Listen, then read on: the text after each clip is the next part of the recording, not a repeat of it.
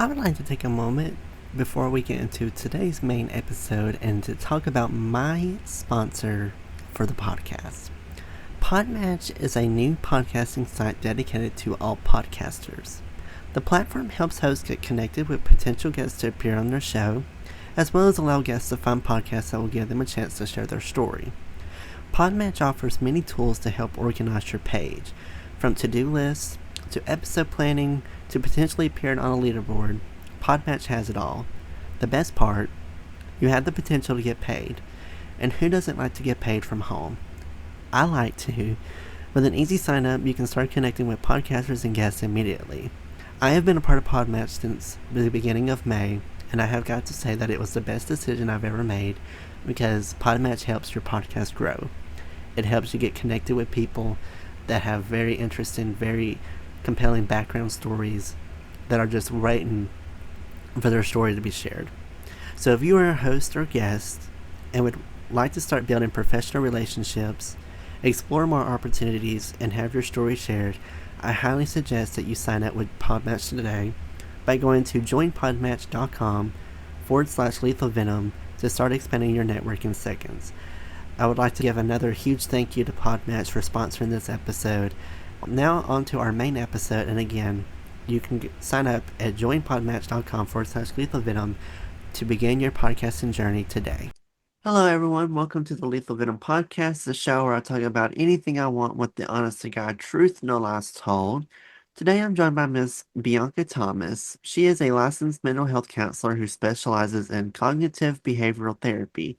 She's the co-founder of the Evolve Ventures podcast and business and the director of therapy for Evolve Ventures Technologies. She is on a mission to help people heal from trauma, but build real confidence and transform their lives using evidence-based tools. She's worked with hundreds of clients one-on-one, reached thousands globally through her podcast, and has led seminars focused on mental and emotional growth. Once someone Once someone who only looked confident on the outside but lacked it internally, Bianca has done the deep work to embody true confidence from within, and she's here to share how you can do the same. So, Bianca, thank you so much for coming on today, and I cannot wait for our conversation today. Thank you for having me. I'm really looking forward to this. So, if you could just tell me a little bit more about yourself and what you do. Yeah. So I work as a mental health counselor. So I'm a licensed therapist, and I work with people using primarily a tool called cognitive behavioral therapy.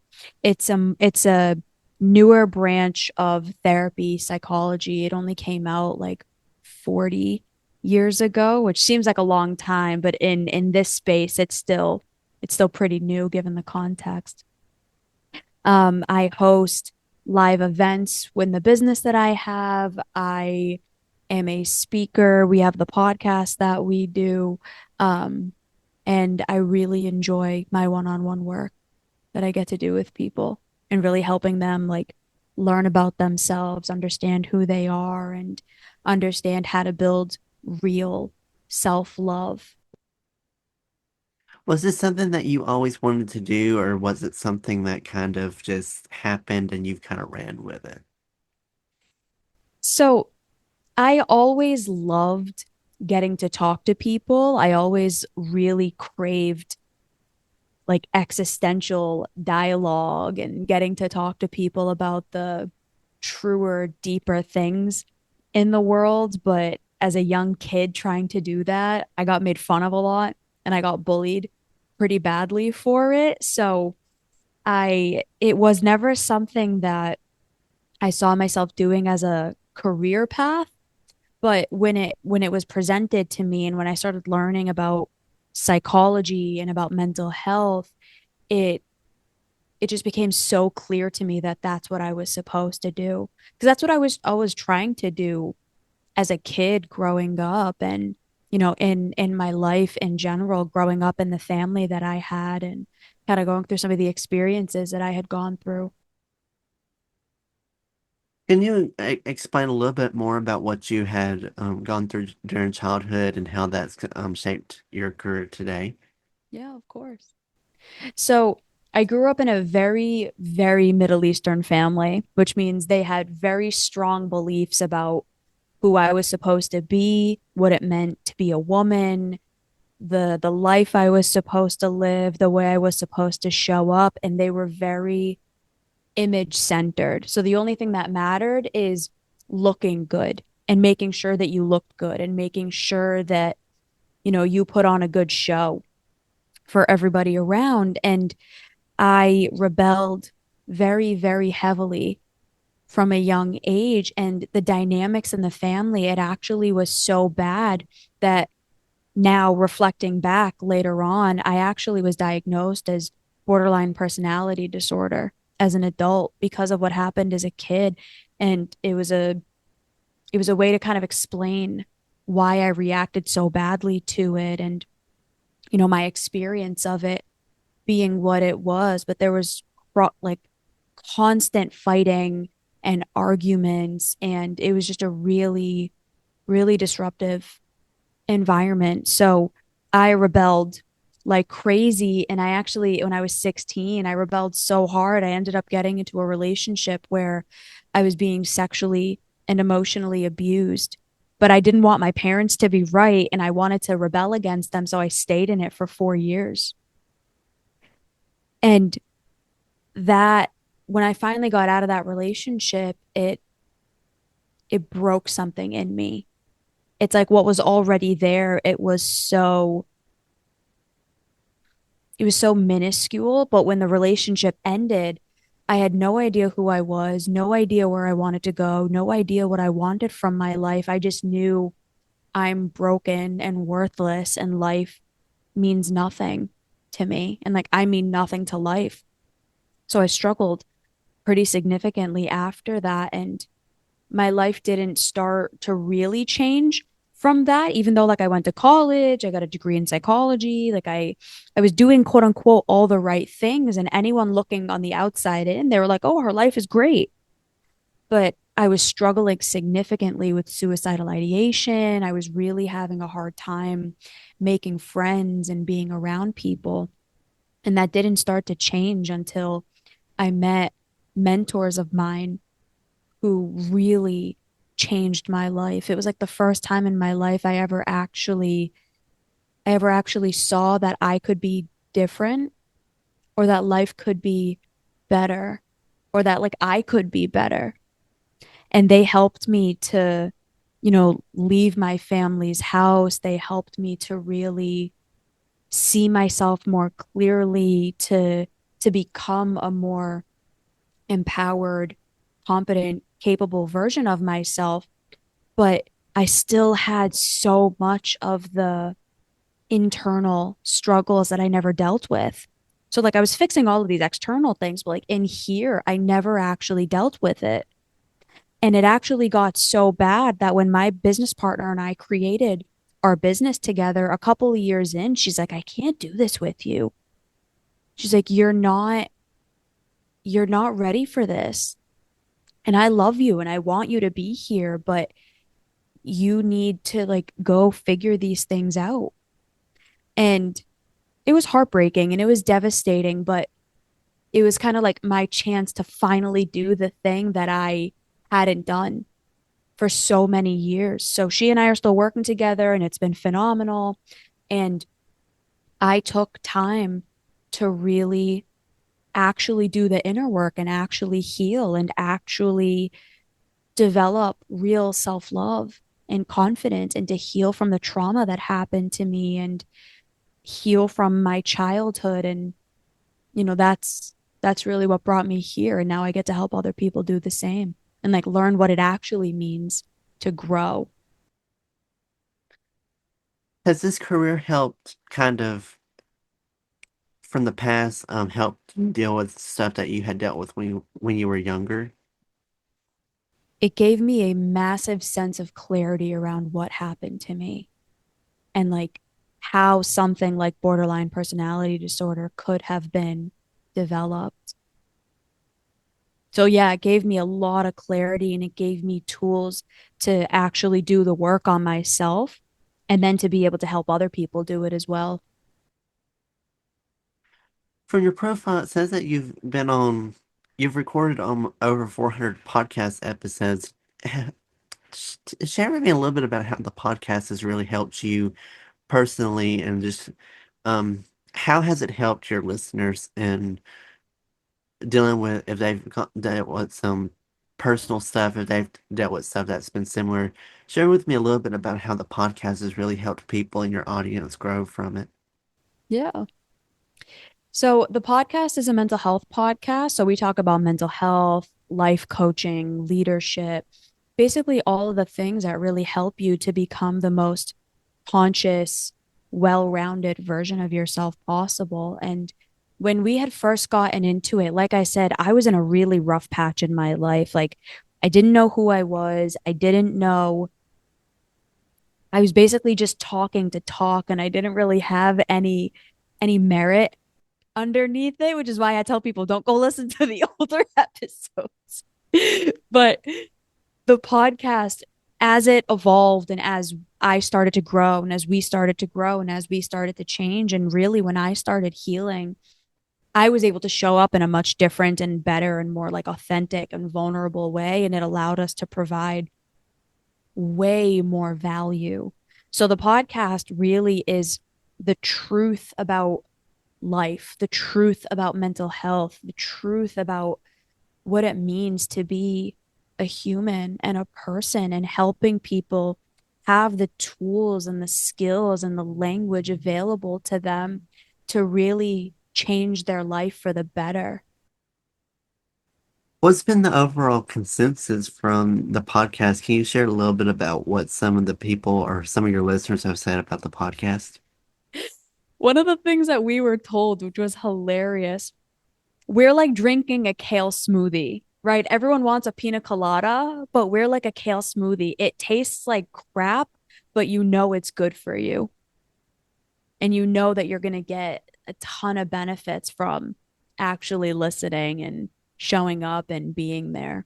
And we obviously try to add our own flavor into it of, we're quirky and we're funny and we'll laugh and we'll joke, and we try to be real people and real humans, but bringing truth along with that. So you get a good balance. What's it been like being the co-founder of Evolve Ventures podcast? How's it been being a co-founder for a business? Share a little bit about me, what the experience has been like for you. Brutal. And again, the reason I say that was because when I first started this, I had no idea. I had no idea what I signed up for. And I put on a really good show. I made my business partner think that I knew way more than I did. I really unconsciously and unintentionally, like my intent wasn't to manipulate her, and it wasn't to lie, but I was lying to myself about who I was and how capable and competent I was. And it was harder than I ever imagined it was going to be. We really started something that we believe is going to change millions and millions of lives all over the world. And I had no idea what that meant when I signed up for it, but I was just eager and excited. And as I've progressed and as I've, grown over the years, it's become a little bit easier, but like the path that we chose is not, it's not easy by any stretch, but it's been a really magnificent journey. I've grown more than I ever imagined I would. And I've become someone I never thought was capable for me because of this journey that we started together. The particular type of therapy that you specialize in is cognitive behavioral therapy. Can you kind of explain and kind of do a step by step about the process of what this therapy looks like? Yeah, of course. So, cognitive behavioral therapy really looks at the way that your thoughts, your feelings, and your behaviors all interact with one another. So, we live our lives the way that we do based on these core beliefs that we've developed about ourselves. We have this specific identity, we have this way that we understand ourselves, we have this way that we understand the world, and then other people. And so we see the world in a certain way through this lens, and we have thoughts, emotions, and behaviors based on that, based on our childhood experiences, based on who was around us, based on the influences that we had, based on a multitude of different factors. And we end up going through the world having thoughts, feelings, and behaviors based on all of these things that we can't visibly see, but it's shaping everything about ourselves. And so, what CBT looks to do is it looks to understand at the deepest level what are the narratives and the stories and the beliefs that you've developed about yourself, and how has that shaped the patterns of thoughts, the patterns of emotions, the patterns of actions, and why you've lived your life the way that you have. And it really looks to help people navigate through that, change that, and to show up in the most authentic way that they can from an actual conscious space, not just the unconscious patterns that have been going on and on. How many patients do you see have this cognitive thing that they need to, that you recommend it to? What's been the ratio of people that have come in that have this particular mental health disorder? CBT isn't a mental health disorder. It's a way to do therapy. It's a frame in which you construct challenges. So like there's dialectical behavioral therapy, there's cognitive behavioral therapy, there's psychoanalysis, there's acceptance and commitment therapy, there's IFS. So it's really just a tool that you use to assess a type of problem. Um, so I believe everybody could benefit from it if you're a good therapist. Now, a lot of cognitive behavioral therapists, they're very stuck in the one-minded way of doing things. And I try to take a really well-rounded and holistic approach. So I'm not just going to say, here's the treatment, here's the outline, here's what we're going to do. I really try to take it on a case-by-case basis. So everybody that I've seen has benefited from it, and the way that I tailor it to the client that I'm working with. What's the end goal that you would like for patients to take away from this kind of therapy? You are not defined by your trauma and by the life that you've lived. There's so much more that every single one of us are capable of, and there's so much more that everybody has the capacity for. And we just need help sometimes letting ourselves see that and letting ourselves get to the space where we can actually do the things to get us to the place that we want to be. Did you ever imagine the success that this kind of therapy would have, and just kind of, well, everything that you've have, the podcast and business, did you expect for this career to really grow like it has? For myself, absolutely not. I My business partner, Amelia, she is an absolute genius through and through, like a textbook definition of a genius. And for her, it just made perfect sense. Like she's a very successful person. She has a mind for this. She's an analyst, a strategist. Like this is her frame and lens through and through. And I was kind of just tagging along, trying to figure it out as I went along, which is why I struggled so much in the beginning because I was never exposed to this world in the way that she was. But when we first started working together, and even before I met her, I never thought this is what my life would be. I had no idea what my life was going to be. I mean, I had ideas, right? I wanted to start a business. I wanted to have my own mental health practice. I wanted to open an integrated wellness center, but I had no idea what that meant until she and I partnered together. And it was like, oh, okay. Yeah, no. I on my own could not have done that. But with her help, we make a really good team and we've been able to do everything that we've done together. I wouldn't be in the position that I am without her guidance and without her support and the coaching and the therapy that I've done. What's the overall message that you would like to share with my listeners, or to your audience? If they listen to the podcast, what's the message that you would like for them to take away from listening to the show? Like I said previously, you're not defined by your past. We all have a story, right? I'm sure you have a story, and I'm sure that your listeners have this idea of who they are. This idea of, you know, what got them to where they are and what's capable for them and what life means and what other people mean. And my truest and most sincere message is you're not defined by what happened to you. And there is so much more that is capable for every single person. And there is a path toward real, true self love, not fluffy, feel good self love, but like real self love. If you're willing to take the steps and to, do the uncomfortable work that requires it to get there. If people want to, what advice do you have for people that if they would like to try cognitive therapy or if they want to try to give this kind of therapy a try, what should people expect or what mindset should they have going into this kind of therapy?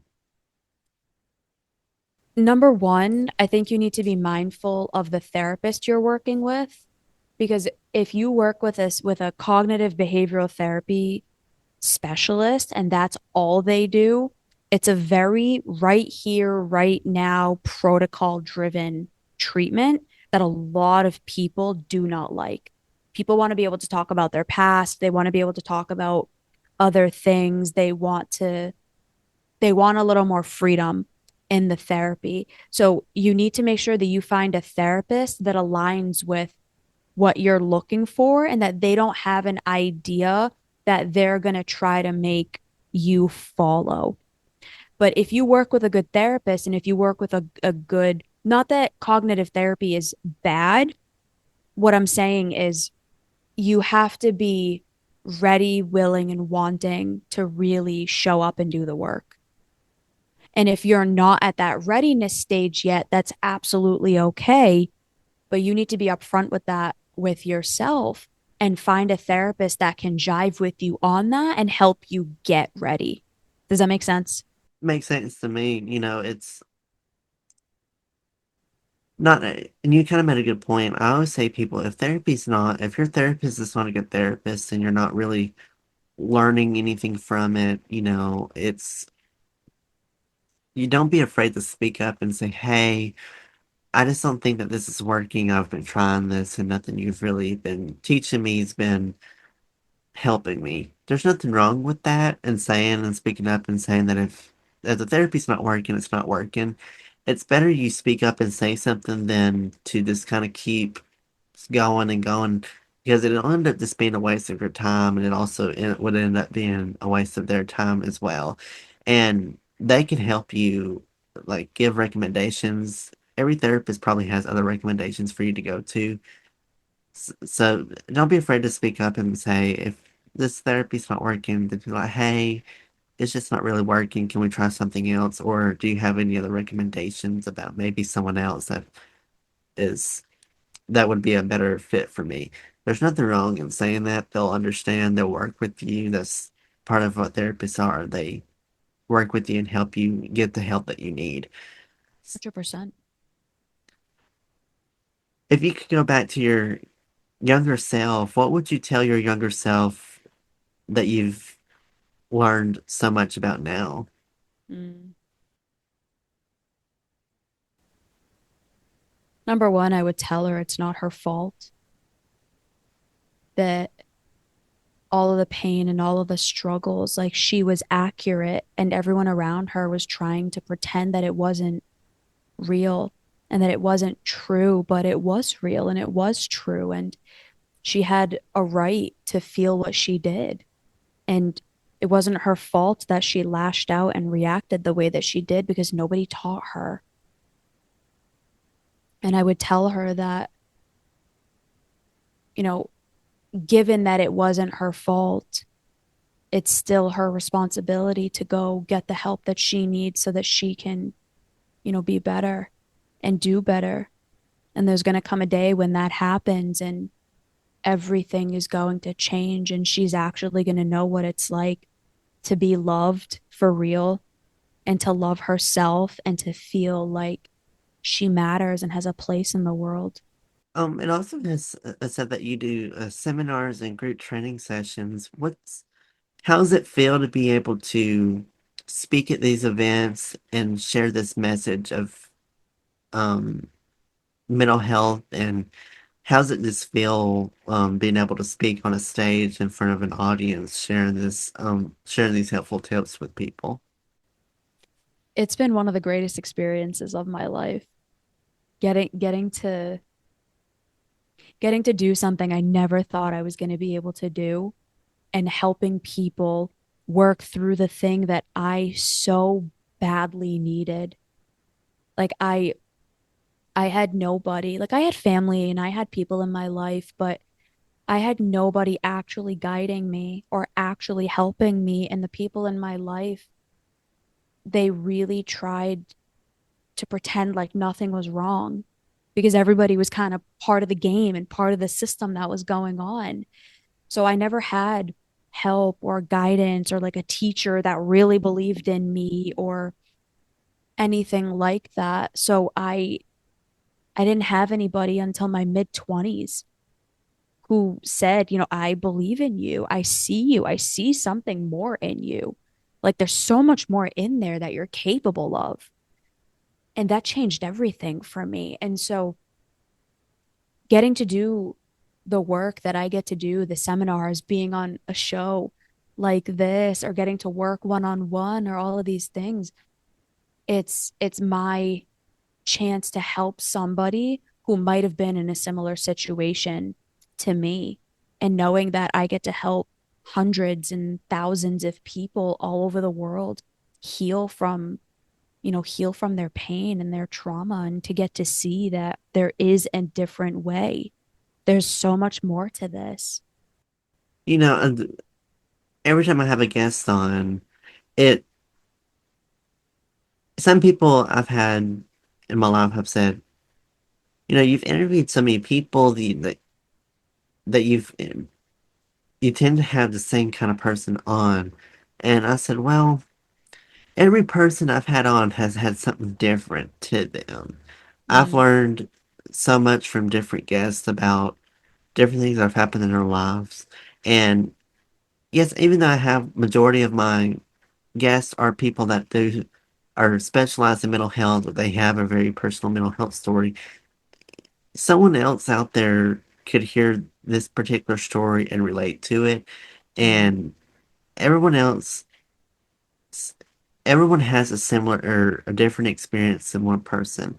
Sure, generally everyone deals with most of my listeners deal with a mental health disorder or something, but when it breaks down into, well, what caused it, that's when you get the different stories of, oh, when I was younger, I witnessed this at a young age and it stuck with me my whole life. And then someone could come on here and share that same exact experience, and then that person could finally feel relatable to someone else, and they'll feel not alone and being the only one that's dealt with it.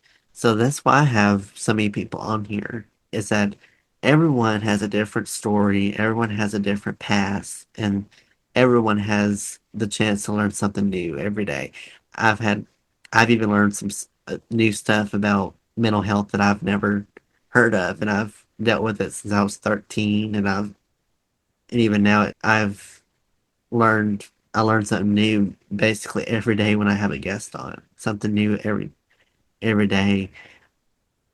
What are some future things that you would like to still accomplish, or do you think you've accomplished everything by doing the podcast, by owning a or being a co-founder for a business and being able to go and travel with seminars and group training? Is there anything else that you would particularly like to do or have a bucket list for? mm. That's a really good question. So I'm at the very, very beginning of my career.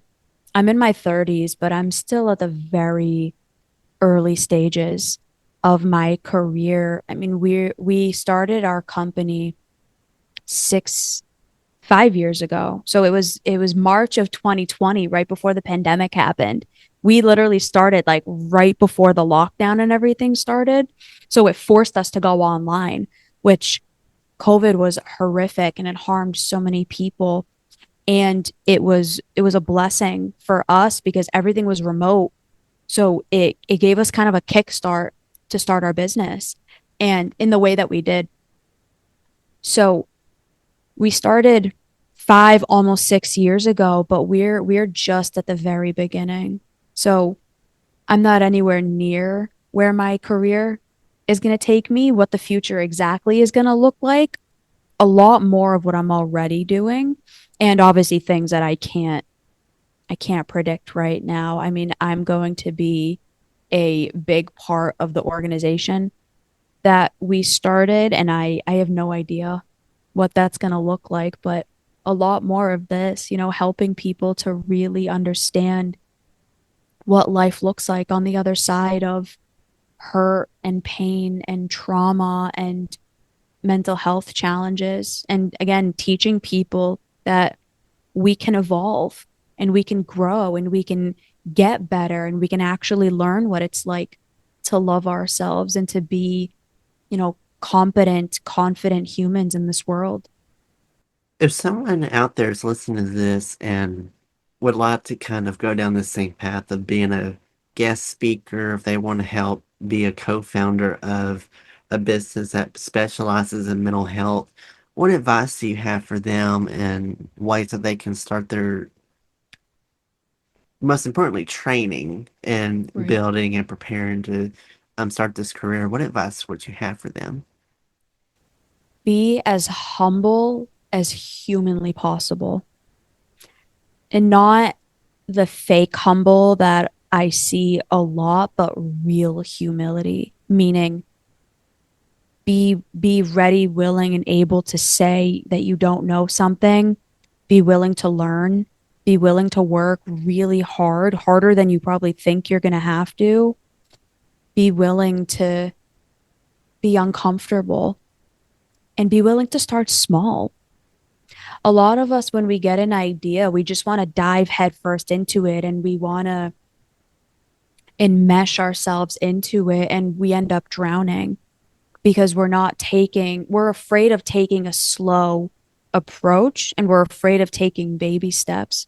So, what I would say is get a mentor, get someone who can guide you, get someone who has done it before, and be very, very humble and be willing to work hard.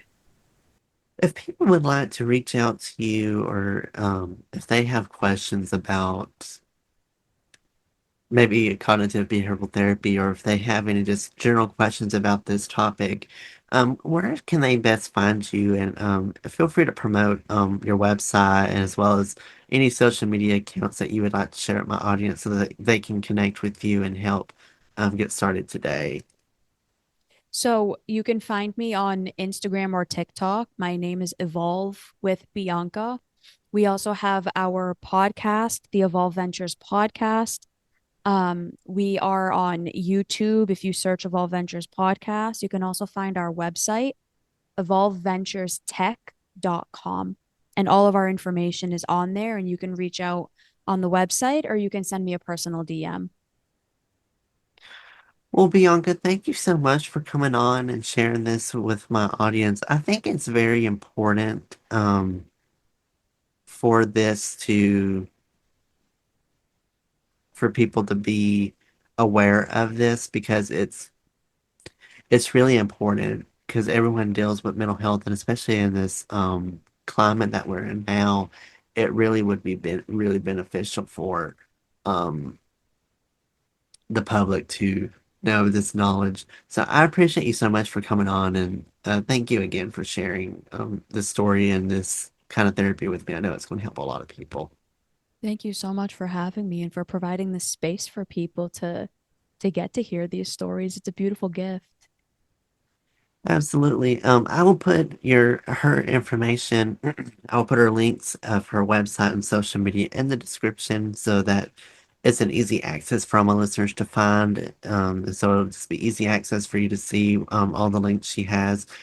If you'd like to follow me, it's I'm on Instagram, TikTok, Lethal Venom Podcast on there, Facebook, Twitter, and YouTube. It's Noah's Podcast. And as always, as a reminder, you can listen to Lethal Venom wherever you get your podcasts from.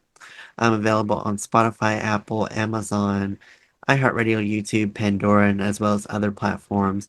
Feel free to follow the podcast on any of those platforms and to get notified of when new episodes come out. As always, thank y'all so much for tuning in, listening for today.